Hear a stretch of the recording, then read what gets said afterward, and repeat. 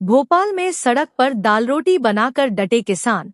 आज CM house घेराव, सरकार ने बनाई मंत्रियों की समिति। नमस्कार, आप देख रहे हैं DR न्यूज इंडिया भोपाल। आज की सबसे बड़ी खबर राजधानी भोपाल से, जहां किसानों का आंदोलन लगातार तेज होता जा रहा है।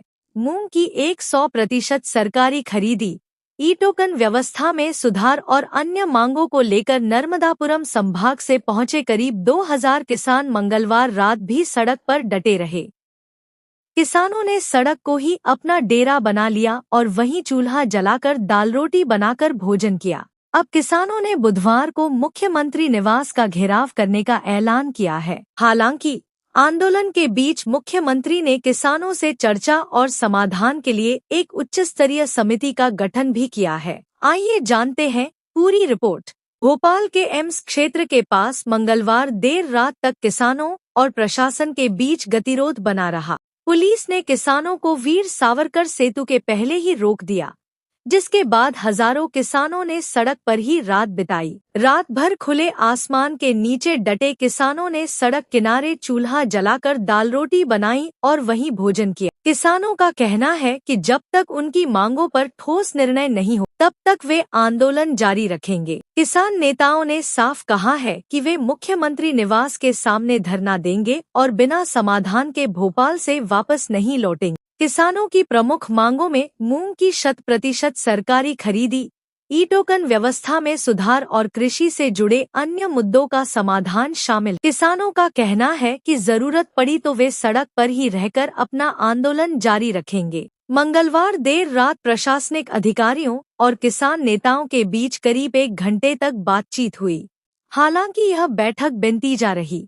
बातचीत के बाद किसानों ने ऐलान कर दिया कि वे अपने तय कार्यक्रम के अनुसार मुख्यमंत्री निवास की ओर कूच करें। इस बीच मुख्यमंत्री ने किसानों की मांगों पर चर्चा और समाधान निकालने के लिए एक उच्च स्तरीय समिति का गठन किया है।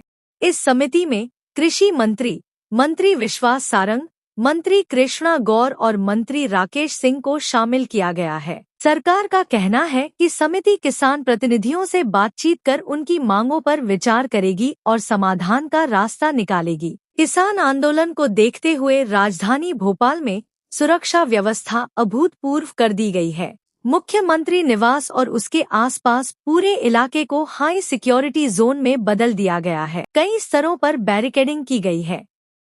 SAF, RAF और 20 से अधिक थानों के पुलिसकर्मियों को तैनात किया गया है। इसके अलावा वाटर कैनन, वज्र वाहन और दंगा नियंत्रण उपकरण भी मौके पर मौजूद हैं। आंदोलन का असर शहर की यातायात व्यवस्था पर भी देखने को मिला।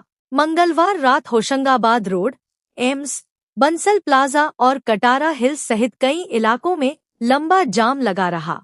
ट्रैफिक पुलिस को कई मार्गों पर यातायात डाइवर्ट करना। वहीं स्थिति को देखते हुए भोपाल कलेक्टर प्रियंक मिश्रा ने नर्मदापुरम रोड क्षेत्र के सभी सरकारी और निजी स्कूलों में बुधवार के लिए अवकाश घोषित कर दिया है, ताकि छात्रों और अभिभावकों को किसी तरह की परेशानी का सामना न करना पड़े। फिलहाल राजधानी भोपाल में हालात पर प्रशासन की लगातार नजर बनी हुई है।